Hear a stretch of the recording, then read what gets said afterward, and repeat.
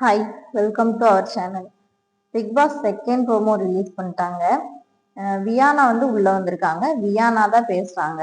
இந்த கேமுக்கு பொருத்தமான அப்புறம் வந்து மைண்ட் மேனிப்புலேட் பண்ணி விளையாடுற ஒரு சூப்பரான பிளேயர்னா அது வந்து நான் விக்ரம் தான் சொல்லுவேன் அப்படின்னு சொல்றாங்க.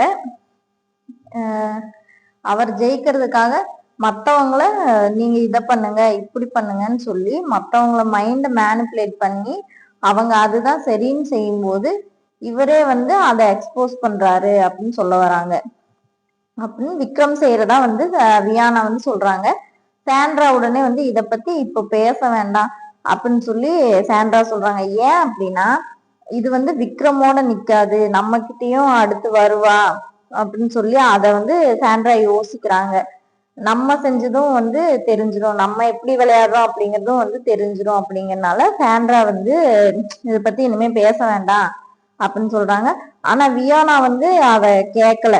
நான் பாதிக்கப்பட்டிருக்கேன், அதுவும் இல்லாம நான் இந்த வீட்டுல பேசுறதுக்கு எனக்கு உரிமை இருக்கு அப்படிங்கிற மாதிரி சொல்லி சாண்ட்ராவை வந்து உட்கார வச்சிடறாங்க. சாண்ட்ரா அதுக்கு மேல ஒண்ணுமே பேசல.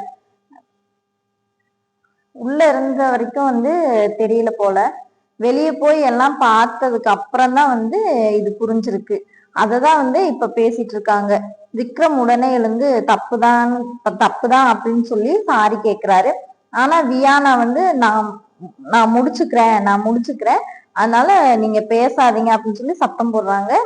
உடனே விக்ரம் எழுந்து மை கேம் இஸ் டன் அப்படின்னு சொல்லிட்டு வெளியே வராரு. இதோட வந்து ப்ரோமோ முடிச்சுட்டாங்க. அவங்க யோசிச்சு தானே கேம் விளையாடணும். அப்போ மத்தவங்க சொல்றத வந்து கேட்டு கேம் விளையாடதா வந்து இங்க வந்தீங்க. அவர் ஒண்ணு சொன்னா அதை நீங்க அப்படியே கேட்கணுங்கிற அவசியம் ஒண்ணுமே இல்லைங்க. இங்க அப்படி அடுத்தவங்க சொல்லிதான் வந்து நம்ம கேம் நம்ம விளையாடணுங்கிற இது ஏதாவது இருக்கா? அப்படி ஒண்ணும் இங்க கட்டாயம் இல்லை. நீங்க வந்து உங்க கேம் ஆட வேண்டியது தானே. மக்களுக்கு எது பிடிக்கும் பிடிக்காதுன்னு தெரியாதா?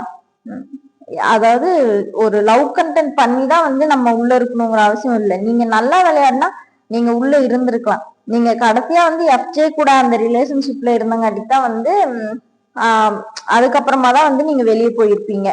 அவர் அப்படி சொல்லியிருந்தாலுமே வந்து அவர் வந்து ஒரு 10% தான் அப்படி சொல்லியிருக்கலாம். ஆனா மீதி 90% வந்து நீங்க தான் அப்படி நடந்துட்டு இருந்திருப்பீங்க. அதனாலதான் நீங்க போயிருப்பீங்க.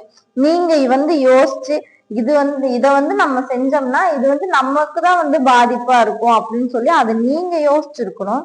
ஏன்னா அந்த டைம்ல நீங்க யோசிக்காம நீங்க அதை செஞ்சுட்டீங்க. இதனால வந்து அவர் மேல குத்தம் சொல்லி எந்த பிரயோஜனமும் இல்லை. இதனாலதான் நீங்க பாதிக்கப்பட்டீங்கன்னா அது உங்களாலதான் வந்து நீங்க பாதிக்கப்பட்டிருக்கீங்க. அதுக்கு காரணம் வந்து விக்ரம் கிடையாது. விக்ரம் மேனிப்புலேட் பண்றாரு. அது வந்து உங்ககிட்ட லவ் கண்டென்ட் பண்ணுங்க அப்படிங்கிற மாதிரி நிறைய டைம் சொல்லியிருப்பான். அது வந்து இப்படி ஓப்பனா சொல்லாம ஒவ்வொரு இதுல சொல்லியிருப்பாரு. அப்படின்னாலுமே அதை செஞ்சது நீங்க தான். இதுதான் சரி அப்படின்னு சொல்லி அந்த முடிவு பண்ணது யாரு? அது நீங்க மட்டும்தான். அதனால அதுக்கு காரணம் வந்து அது நீங்களாதான். அதுக்கும் நீங்க தான் வந்து பொறுப்பேற்றுக்கணும். நீங்க தான் அதுக்கு காரணமும் கூட.